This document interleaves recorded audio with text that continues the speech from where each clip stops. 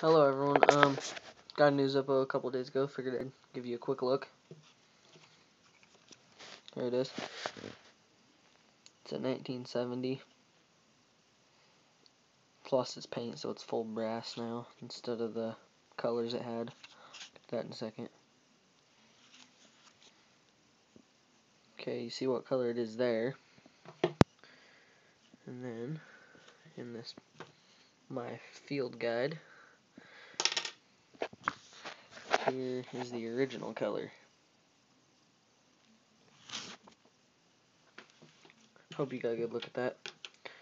But, let me take the lighter out real quick.